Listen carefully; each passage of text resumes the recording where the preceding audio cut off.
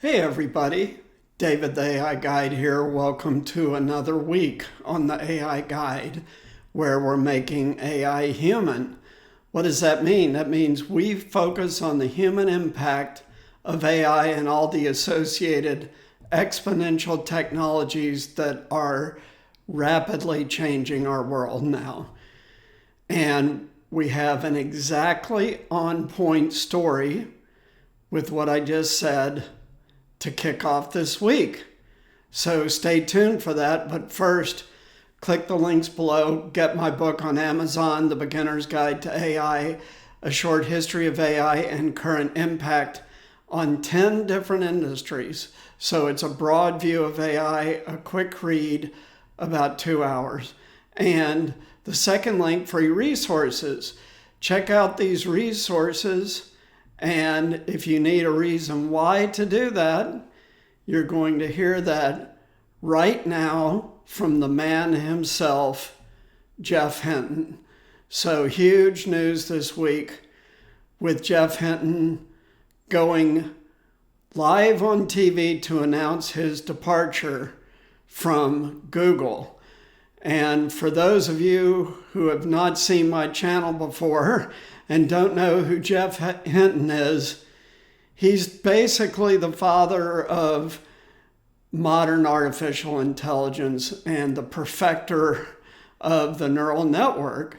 He is the one that started off people using NVIDIA chips to create neural nets and jump the industry to a whole new point in its evolution. So if anyone should know what he's talking about, it's Geoff Hinton.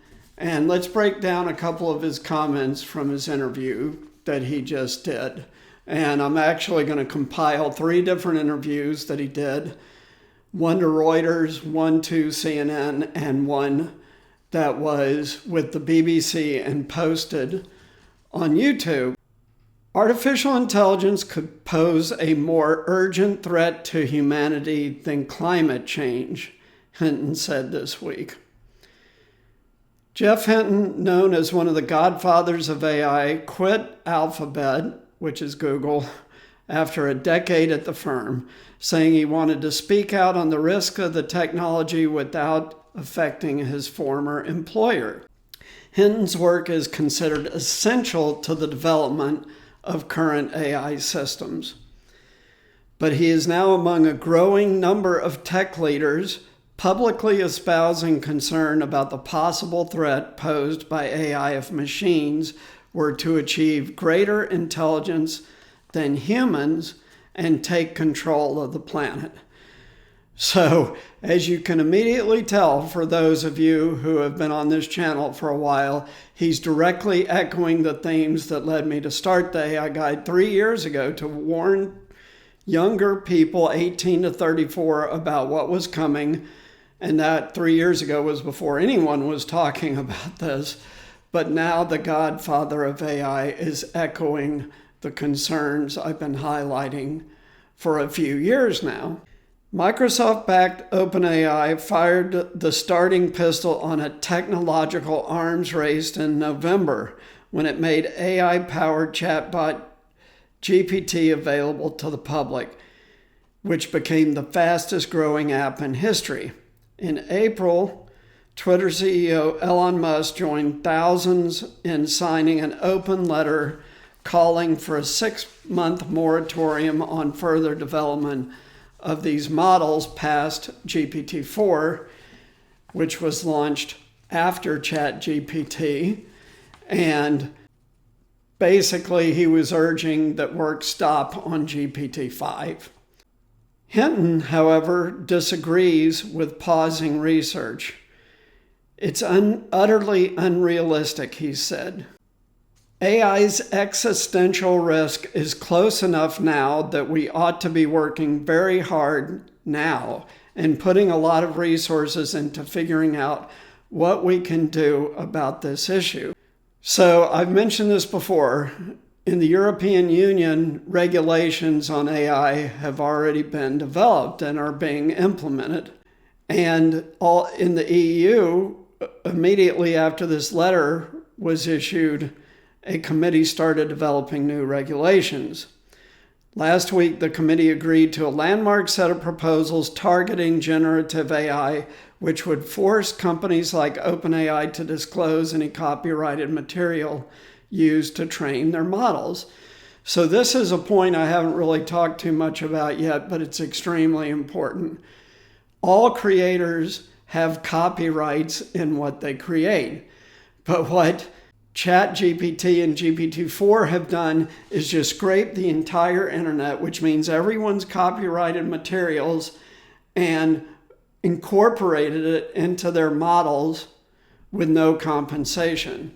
And so this is a big subject of discussion, particularly in the government and legal fields. Hinton went on to say, this problem affects all of us, so we need to figure it out, not just politicians and tech leaders. Hinton made the following statement about why he is now coming forward. I consoled myself with the normal excuse. If I hadn't done it, somebody else would have. Well, it's very refreshing to see an eminent technologists like Geoff Hinton break out of what I have said about technologists, that they don't care about the impact of their work. Clearly, Geoff Hinton is now a major exception. Hinton echoed concerns about AI's potential to eliminate jobs and create a world where many will not know what is true anymore. He is saying that misinformation is a very serious problem thanks to generative AI or large language models. Hinton went on to say, check this out. Hinton went on to say that the idea this stuff could get smarter than people I had dismissed. I thought it was 30 to 50 years away or even longer. Obviously, I no longer think that. I believe that the rapid progress of AI is going to transform society in ways we do not fully understand, and not all of the effects are going to be good. While AI will boost healthcare, meaning it'll help cure diseases that have not been curable yet, it'll also create opportunities for lethal autonomous weapons. So he specifically called out the fact that heavy research on AI is being done by militaries all over the world, and that this is bad. I find this prospect to be much more immediate and more terrifying than the prospect of robots taking over, which I think is a very long way off. So that is a voice of authority echoing many of the concerns that we talk about all the time here on the AI Guide. AI disrupting and eliminating jobs, AI being used for bad purposes, acknowledging that AI will do many good things, which it will, and that everyone needs to work together now who has anything to do with AI or is in the government to put appropriate limits on this technology now before it's too late. As a final comment, I'll remind all my viewers that Ray Kurzweil predicted the singularity, meaning AI superintelligence, by 2029, which is now only 6 short years away.